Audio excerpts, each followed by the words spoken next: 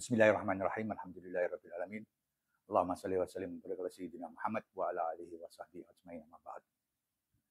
Kawan-kawan, kemarin episode sebelumnya kita membahas kenapa negara-negara timur, non Eropa, Amerika terutama, atau negara-negara yang bekas jajahan terutama, sulit untuk berkembang, dianggap sulit berkembang atau dianggap sebagai terbelakang. Jawaban yang kemarin sedikit kita bahas adalah bahwa mereka dipaksa bermain di lapangan yang disediakan oleh peradaban baru. Sementara mereka bermain di lapangan yang berbeda. Ketika kita disuruh masuk ke sana, tentu saja kita menjadi tertinggal. Karena mereka lebih dahulu menguasainya. Tapi ada contoh kedua, bagaimana kalau kita main ke dalam permainan mereka? Juga belum tentu membuat kita bisa sejajar dengan mereka. Karena di dalam permainan mereka pasti lebih menguasai semuanya. Saya beri contoh sederhana di Jepang. Jepang itu tahun 70-an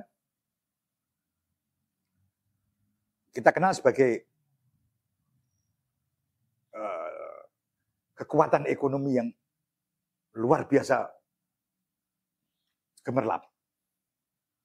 Banyak buku dibahas kenapa Jepang maju dan lain sebagainya. Oke.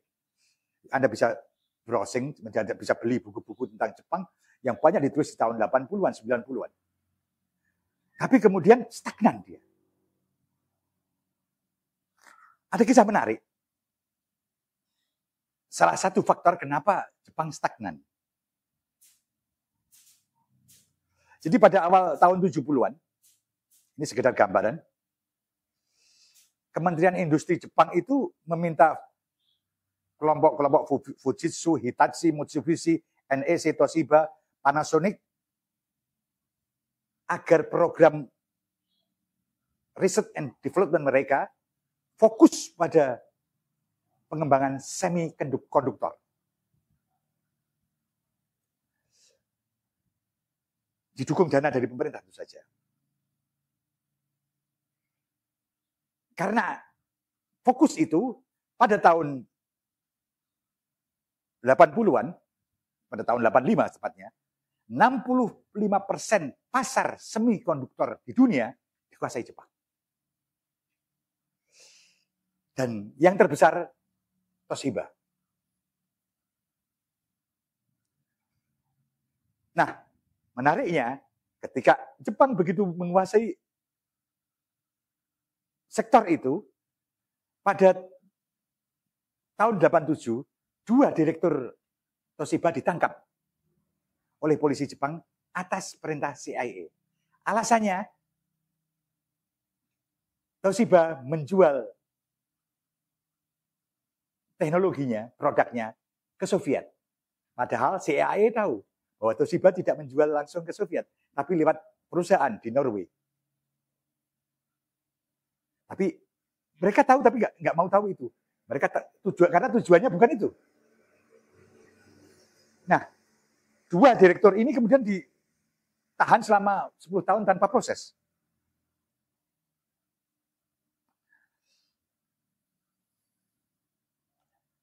Dan bukan cuma itu. Semua pabrik-pabrik dan kantor Toshiba di Amerika Serikat dan di negara-negara sekutu Amerika Serikat dipaksa untuk tutup. Kecuali itu, semua produk Toshiba dikenai tarif 100% jika dijual ke Amerika Serikat maupun negara-negara sekutunya. Dan ditambah Toshiba harus membayar denda 25 miliar dolar. Yang paling penting, Amerika Serikat kemudian menyita blueprint teknologi Toshiba dan dibagikan ke perusahaan-perusahaan semikonduktor Amerika Serikat. Sehingga Jepang kemudian stagnan, ambruk industrinya itu, dan Amerika yang kemudian berkembang menguasai. Jepang itu besar dulu setelah diserang Amerika, juga karena dukungan Amerika. Tapi ketika terlalu besar, dipotong dia. Nah, itu contoh bahwa tidak mudah untuk begitu saja kita melakukan upaya bertumbuh di lapangan mereka. Upaya yang hampir sama pernah dilakukan juga ke Huawei di Cina. Hampir sama. Direkturnya ditangkap dan menjadi kasus besar waktu itu. Tapi Cina punya strategi berbeda.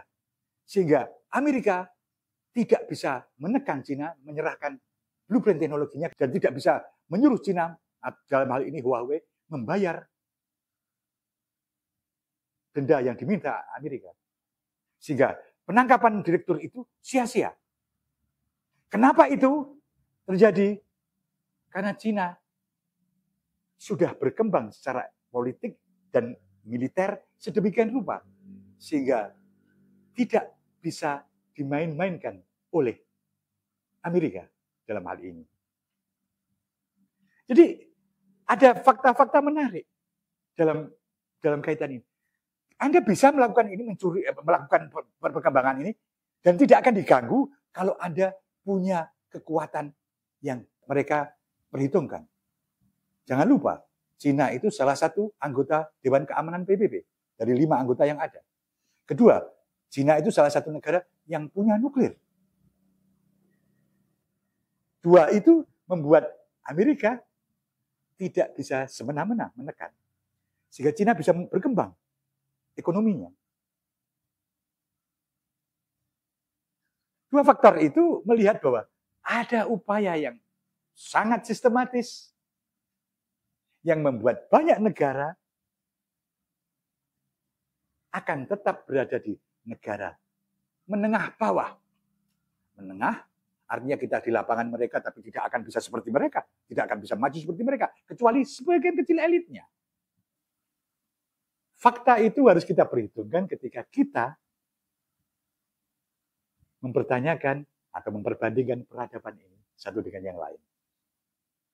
Ini saya sampaikan bukan untuk menghakimi salah satu pihak yang mencari-cari kesalahan itu secara kultural atau secara struktural. Tapi saya hanya ingin mengatakan, ada banyak cara untuk mendekati dan melihat masalah ini dalam berbagai sisi. Dan kita tidak terjebak untuk hanya melihat satu sisi saja, apalagi menyalahkan masa lalu kita atau orang-orang tua kita, sehingga membuat kita tertinggal misalnya. Itu tidak akan menambah apapun bagi kita. Wassalamualaikum warahmatullahi wabarakatuh.